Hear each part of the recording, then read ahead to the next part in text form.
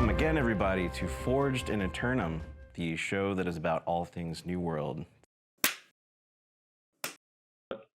Hey guys, I wanted to highlight today's dev video talking about mounts and give my thoughts. Let's get started. Okay, I'm gonna use some background footage, but I really suggest that you go watch this devlog for yourself.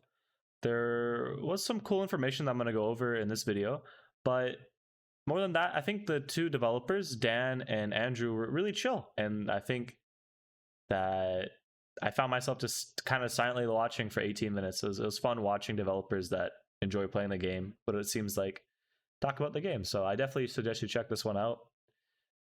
It was a pretty cozy dev talk. Now, for the information we got, the important notes. Let's start from the top. Mounts being tied to your character. The reason they did this was to not have any mount be faster than another. Currently, you get the horse at level 25, the wolf at level 45, and then the lion at 60. And the good news is that the horse will be just as fast as the lion. So at level 25, you're good.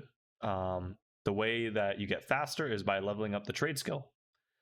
Now, the way you level up the trade skill has been confirmed. It's not just by riding around. That's what I thought it would be, but it's instead from one, there's a consumable food you can use if you don't want to do the main way, but the main way is races.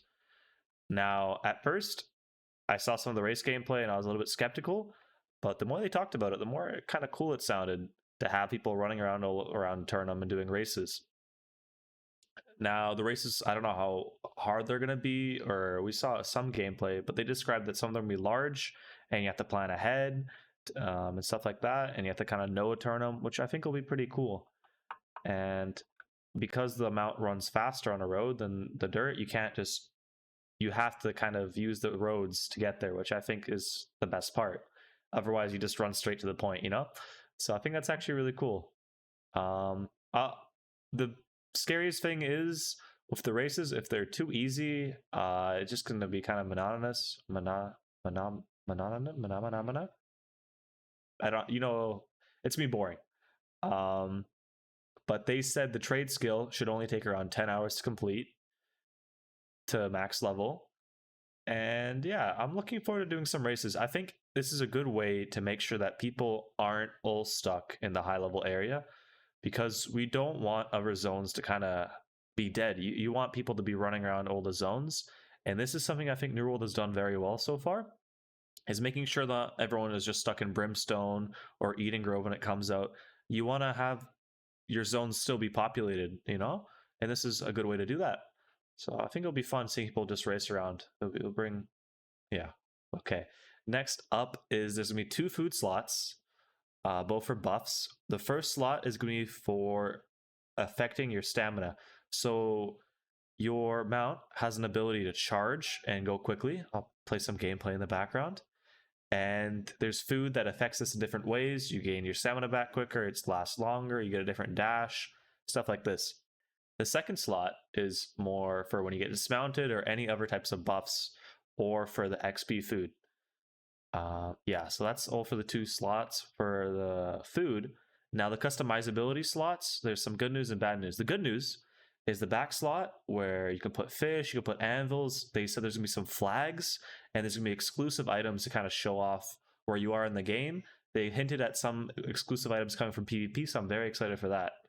Now for the horse armor and dyes, they said you're gonna be able to dye the horse armor, but both the dyes and the horse armor all are only going to be available from the in-game store. So mixed feelings about that. Especially because it's, paying $30 for an expansion and it's not something you want to hear. But the mounts, so we'll see what goes on with that. I really hope there's some way to get dyes and armor outside of the store. If not, what can you do? Lastly, they talked about balancing the mount. They didn't really confirm anything if you're going to be able to use it in OPR, if you're going to use it in wars. It sounds like yes. They're sticking with the if you get hit once, you get knocked off. I think this could be very interesting. Maybe muskets are going to be more powerful because they're hit scan, right? So they're going to be very good at knocking people off their mounts. That'd be kind of cool. I'd be happy to see that. It'd be interesting. Now for being dismounted in PvE, they said something interesting. You don't, if you get hit, it doesn't just knock you off. It depends on your health, depends on your level. Yeah, it depends on those two things if you get knocked off or not. So in some, if you're high level, you might just be able to run through areas and not get knocked off, which is a nice to have thing. But yeah, those are all the important notes from the video. But once again, I do suggest that you check it out yourself. It was a very chill video to watch. I enjoyed it. Thank you. Thanks for watching, and I hope you take care. Peace.